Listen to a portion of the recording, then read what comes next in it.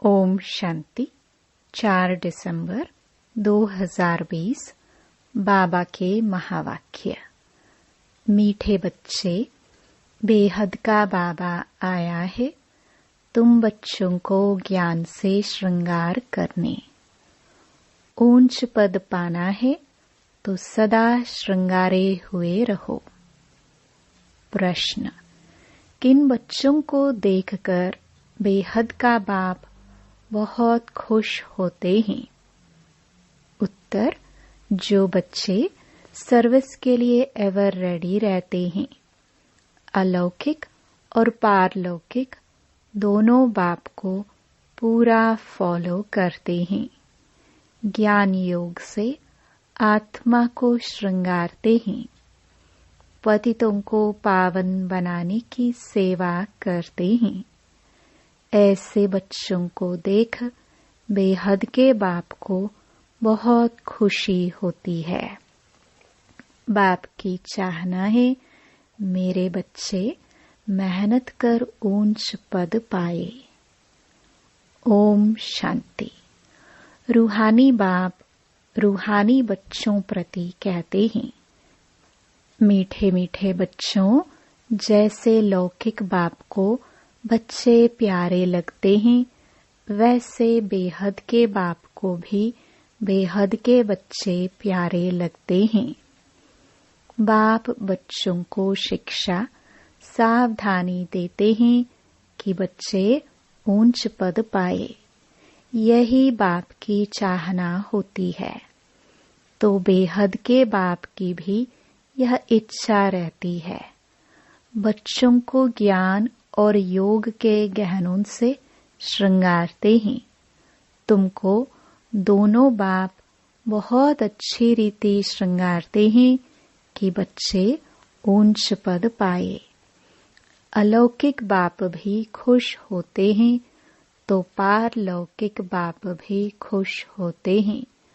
जो अच्छी रीति पुरुषार्थ करते हैं, उन्हों को देखकर गाया भी जाता है, फॉलो फादर। तो दोनों को फॉलो करना है। एक है रूहानी बाप, दूसरा फिर यह है अलौकिक फादर। तो पुरुषार्थ कर ऊंच पद पाना है। तुम जब भट्ठी में थे तो सबका ताज सहित फोटो निकाला गया था। बाप ने तो समझाया है, लाइट का ताज कोई होता नहीं। यह एक निशानी है पवित्रता की, जो सबको देते हैं। ऐसे नहीं कोई सफेद लाइट का ताज होता है। यह पवित्रता की निशानी समझाई जाती है। पहले पहले तुम रहते हो सतयुग में, तुम ही थे ना। बाप भी कहते हैं, आत्माएं और परमात्मा अलग रहे बहुकाल। तुम बच्चे ही पहले पहले आते हो, फिर पहले तुमको ही जाना है। मुक्ति धाम के गेट्स भी तुमको खोलने हैं। तुम बच्चों को बाप श्रृंगारते हैं। पियर घर में वनवाह में रहते हैं। इस समय तुमको भी साधारण रहना है, न ऊंच न नीच। बाप भी कहते हैं, साधारण तन में प्रवेश करता हूँ। कोई भी देहधारी को भगवान कह नहीं सकते। मनुष्य मनुष्य की सद्गति कर नहीं सकते। सद्गति तो गुरु ही करते हैं। मनुष्य 60 वर्ष के बाद वानप्रस्थ लेते हैं, फिर गुरु करते हैं। यह भी रस्म अभी की है, जो फिर भक्ति मार्ग में चलती है। आजकल तो छोटे बच्चे को भी गुरु करा देते हैं। भल वानप्रस्थ अवस्था नहीं है, परंतु अचानक मौत तो आ जाता है ना। इसलिए बच्चों को भी गुरु करा देते हैं। जैसे बाप कहते हैं तुम सभी आत्माएं हो, हक है वर्षा पाने का। वह कह देते हैं गुरु बिगर ठौर नहीं पाएंगे, अर्थात ब्रह्म में लीन नहीं होंगे। तुमको तो लीन नहीं होना है। यह भक्ति मार्ग के अक्षर है। आत्मा तो स्टार मिसल बिंदी है, बाप भी बिंदी ही है। उस बिंदी को ही ज्ञान सागर कहा जाता है। तुम भी छोटी आत्मा हो, उसमें सारा ज्ञान भरा जाता है। तुम फुल ज्ञान लेते हो, पास विद ऑनर होते हैं ना। ऐसे नहीं कि शिवलिंग कोई बड़ा है। जितनी बड़ी आत्मा है उतना ही परम आत्मा है। आत्मा परम धाम से आती है पाठ बजाने। बाप कहते हैं मैं भी वहां से आता हूँ, परंतु मुझे अपना शरीर नहीं है। मैं रूप भी हूँ, बसंत भी हूँ। परम आत्मा रूप है, उनमें सारा ज्ञान भरा हुआ है। ज्ञान की वर्षा बरसाते हैं तो सभी मनुष्य पापात्मा से पुण्य आत्मा बन जाते हैं। बाप गति सदगति दोनों देते हैं। तुम सदगति में जाते हो, बाकी सब गति में अर्थात अपने घर में जाते हैं। वह है स्वीट होम। आत्मा ही इन कानों द्वारा सुनती है। अब बाप कहते हैं मीठे मीठे सिखिलदे बच्चों, वापस जाना है। उसके लिए पवित्र जरूर बनना है। पवित्र बनने बगैर कोई भी वापस जा ना सके। मैं सबको ले जाने आया हूँ। आत्माओं को शिव की बारात कहते हैं। अब शिव बाबा शिवालय की स्थापना कर रहे हैं। फिर रावण आकर वेश्यालय स्थापन करते हैं। वाम मार्ग को वेश्यालय कहा जाता है। बाप के पास बहुत बच्चे हैं जो शादी करके भी पवित्र रहते हैं। सन्यासी तो कहते हैं यह हो नहीं सकता जो दोनों इकट्ठे रह सके। यहाँ समझाया जाता है इसमें आमदनी बहुत है। पवित्र रहने से 21 जन्मों की राजधानी मिलती है, तो एक जन्म पवित्र रहना कोई बड़ी बात थोड़ी है। बाप कहते हैं तुम काम चिता पर बैठ बिल्कुल ही काले बन गए हो। कृष्ण के लिए भी कहते हैं गोरा और सांवरा, श्याम सुंदर। यह समझानी इस समय की है। काम चिता पर बैठने से सांवरे बन गए। फिर उनको गांव का चोरा भी कहा जाता है। बरोबर था ना। कृष्ण तो हो ना सके। इनके ही बहुत जन्मों के अंत में बाप प्रवेश कर गोरा बनाते हैं। अभी तुमको एक बाप को ही याद करना है। बाबा आप कितने मीठे हैं, कितना मीठा वर्षा आप देते हैं। हमको मनुष्य से देवता मंदिर लायक बनाते हो। ऐसे ऐसे अपने से बातें करनी है, मुख से कुछ बोलना नहीं है। भक्ति मार्ग में आप माशुक को कितना याद करते आए हैं। अभी आप आकर मिले हो। बाबा आप तो सबसे मीठे हो, आपको हम क्यों नहीं याद करेंगे। आपको प्रेम का, शांति का सागर कहा जाता है। आप ही वर्षा देते हो, बाकी प्रेरणा से कुछ भी मिलता नहीं है। बाप तो सम्मुख आकर तुम बच्चों को पढ़ाते हैं।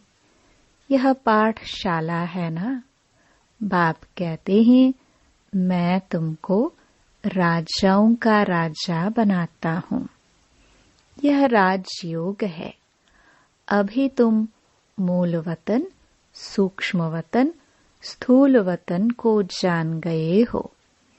इतनी छोटी आत्मा कैसे पाठ बजाती है भी बना बनाया। इनको कहा जाता है अनादि अविनाशी वर्ल्ड ड्रामा। ड्रामा फिरता रहता है, इसमें संशय की कोई बात नहीं। बाप सृष्टि के आदि मध्य अंत का राज समझाते हैं। तुम स्वदर्शन चक्रधारी हो। तुम्हारी बुद्धि में सारा चक्र फिरता रहता है, तो उससे तुम्हारे पाप कट जाते हैं। बाकी कृष्ण ने कोई स्वदर्शन चक्र चलाकर हिंसा नहीं की। वहां तो न लड़ाई की हिंसा होती, न काम कटारी चलती है। डबल अहिंसक होते हैं। इस समय तुम्हारी 5 विकारों से युद्ध चलती है। बाकी और कोई युद्ध की बात ही नहीं। अब बाप है ऊंचते ऊंच, फिर ऊंचते ऊंच यह वर्षा लक्ष्मी नारायण, इन जैसा ऊंच बनना है। जितना तुम पुरुषार्थ करेंगे उतना ऊंच पद पाएंगे। कल्प कल्प वही तुम्हारी पढ़ाई रहेगी। अभी अच्छा पुरुषार्थ किया तो कल्प कल्प करते रहेंगे। जिस्मानी पढ़ाई से इतना पद नहीं मिल सकता जितना रूहानी पढ़ाई से मिलता है। ऊंचते ऊंच यह लक्ष्मी नारायण बनते हैं। यह भी है तो मनुष्य, परंतु दैवी गुण धारण करते हैं, इसलिए देवता कहा जाता है। बाकी 8-10 भुजाओं वाले कोई है नहीं। भक्ति में दीदार होता है तो बहुत रोते हैं। दुख में आकर बहुत आंसू बहाते हैं। यहाँ तो बाप कहते हैं, आंसू आया तो फेल, अम्मा मरे तो हलवा खाओ। आजकल तो बॉम्बे में भी कोई बीमार पड़ते व मरते हैं तो बीके को बुलाते हैं कि आकर शांति दो। तुम समझाते हो आत्मा ने एक शरीर छोड़ दूसरा लिया, इसमें तुम्हारा क्या जाता, रोने से क्या फायदा। कहते हैं इनको काल खा गया। ऐसी कोई चीज है नहीं। यह तो आत्मा आप ही एक शरीर छोड़ जाती है। अपने समय पर शरीर छोड़ भागती है। बाकी काल कोई चीज नहीं है। सतयुग में गर्भ महल होता है, सजा की बात ही नहीं। वहां तुम्हारे कर्म अकर्म हो जाते हैं। माया ही नहीं जो विकर्म हो। तुम विकर्माजीत बनते हो। पहले पहले विकर्माजीत संवत चलता है, फिर भक्ति मार्ग शुरू होता है तो राजा विक्रम संवत शुरू होता है। इस समय जो विक्रम किए हैं उन पर जीत पाते हो। नाम रखा जाता है विकर्माजीत। फिर द्वापर में विक्रम राजा हो जाता। विकर्म करते रहते हैं। सुई पर अगर कट चढ़ी हुई होगी तो चुंबक खींचेगा नहीं। जितना पापों की कट उतरती जाएगी तो चुंबक खींचेगा। बाप तो पूरा प्योर है, तुमको भी पवित्र बनाते हैं योग बल से। जैसे लौकिक बाप भी बच्चों को देख खुश होते हैं ना, बेहद का बाप भी खुश होता है बच्चों की सर्विस पर। बच्चे बहुत मेहनत भी कर रहे हैं। सर्विस पर तो हमेशा एवर रेडी रहना है। तुम बच्चे हो पतितों को पावन बनाने वाले ईश्वरीय मिशन। तुम अभी ईश्वरीय संतान हो। बेहद का बाप है और तुम सब बहन भाई हो। बस और कोई संबंध नहीं। मुक्ति धाम है ही बाप और तुम आत्माएं भाई भाई। फिर तुम सतयुग में जाते हो तो वहां एक बच्चा एक बच्ची, बस। यहाँ तो बहुत संबंध होते हैं, चाचा काका मामा आदि। मूल वतन तो है ही स्वीट होम, मुक्ति धाम। उसके लिए मनुष्य कितना यज्ञ तप आदि करते हैं, परंतु वापस तो कोई भी जा ना सके। गपोड़े बहुत मारते रहते हैं। सर्व का सदगति दाता तो है ही एक, दूसरा ना कोई। अभी तुम हो संगम युग पर। यहाँ हैं ढेर मनुष्य। सतयुग में तो बहुत थोड़े होते हैं। स्थापना फिर विनाश होता है। अभी अनेक धर्म होने कारण कितना हंगामा है। तुम 100% सॉल्वेंट थे, फिर 84 जन्मों के बाद 100% इंसॉल्वेंट बन पड़े हो। अब बाप आकर सबको जगाते हैं। अब जागो, सतयुग आ रहा है। सत्य बाप ही तुमको 21 जन्मों का वर्षा देते हैं। भारत ही सचखंड बनता है। बाप सचखंड बनाते हैं, झूठ खंड फिर कौन बनाते हैं? 5 विकारों रूपी रावण। रावण का कितना बड़ा भूत बनाते हैं, फिर उसको जलाते हैं, क्योंकि यह है नंबर 1 दुश्मन। मनुष्यों को यह पता नहीं है कि कब से रावण का राज्य हुआ है। बाप समझाते हैं, आधा कल्प है राम राज्य, आधा कल्प है रावण राज्य। बाकी रावण कोई मनुष्य नहीं है जिसको मारना है। इस समय सारी दुनिया पर रावण राज्य है। बाप आकर राम राज्य स्थापन करते हैं, फिर जय जयकार हो जाती है। वहाँ सदैव खुशी रहती है। वह है ही सुखधाम। इनको कहा जाता है पुरुषोत्तम संगम युग। बाप कहते हैं, इस पुरुषार्थ से तुम यह बनने वाले हो। तुम्हारे चित्र भी बनाए थे, बहुत आए, फिर सुनंती कथंती भागंती हो गए। बाप आकर तुम बच्चों को बहुत प्यार से समझाते हैं। बाप टीचर प्यार करते हैं, गुरु भी प्यार करते हैं। सतगुरु का निंदक ठौर न पाए। तुम्हारी एम ऑब्जेक्ट सामने खड़ी है। उन गुरुओं के पास तो एम ऑब्जेक्ट कोई होती नहीं।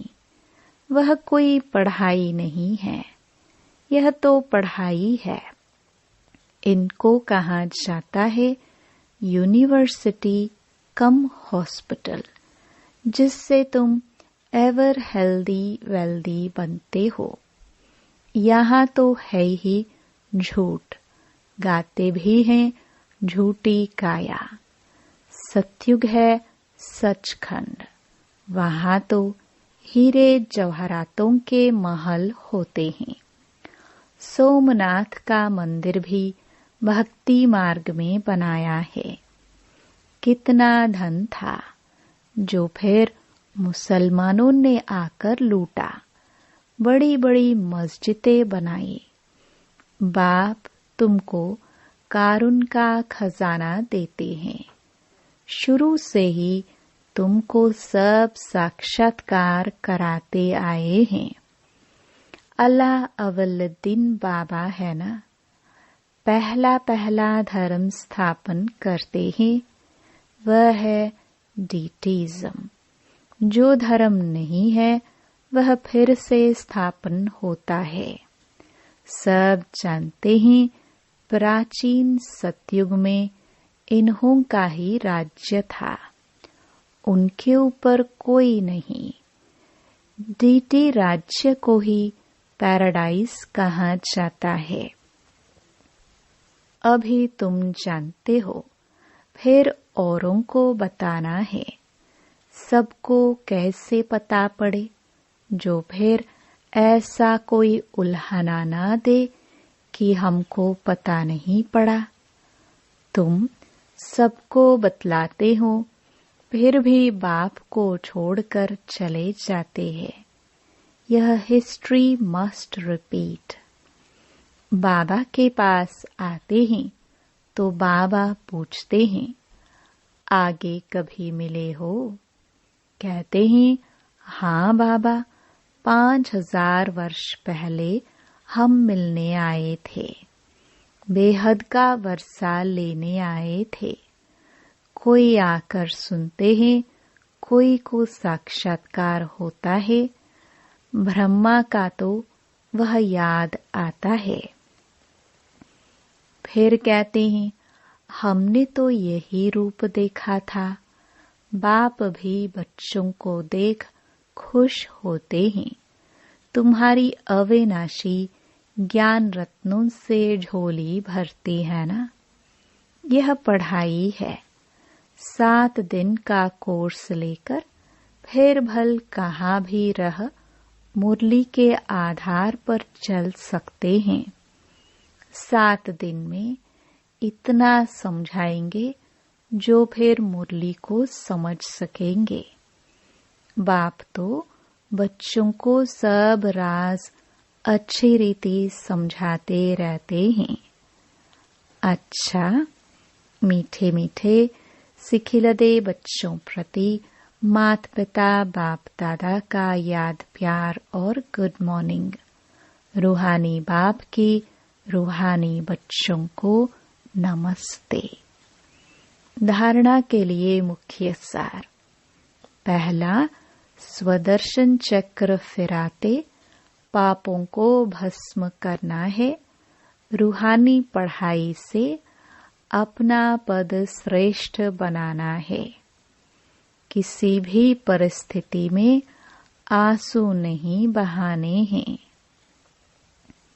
दूसरा, यह वानप्रस्थ अवस्था में रहने का समय है, इसलिए वनवाह में बहुत साधारण रहना है, न बहुत ऊंच न बहुत नीच। वापस जाने के लिए आत्मा को संपूर्ण पावन बनाना है। वरदान, मनन शक्ति द्वारा बुद्धि को शक्तिशाली बनाने वाले मास्टर सर्वशक्तिमान भव। मनन शक्ति ही दिव्य बुद्धि की खुराक है। जैसे भक्ति में सिमरण करने के अभ्यासी हैं, ऐसे ज्ञान में स्मृति की शक्ति है। इस शक्ति द्वारा मास्टर सर्वशक्तिमान बनो। रोज अमृत वेले अपने एक टाइटल को स्मृति में लाओ और मनन करते रहो, तो मनन शक्ति से बुद्धि शक्तिशाली रहेगी। शक्तिशाली बुद्धि के ऊपर माया का वार नहीं हो सकता, परवश नहीं हो सकते, क्योंकि माया सबसे पहले व्यर्थ संकल्प रूपी वाण द्वारा दिव्य बुद्धि को ही कमजोर बनाती है। इस कमजोरी से बचने का साधन ही है मनन शक्ति। स्लोगन: आज्ञाकारी बच्चे ही दुआओं के पात्र हैं। दुआओं का प्रभाव दिल को सदा संतुष्ट रखता है। ओम शांति।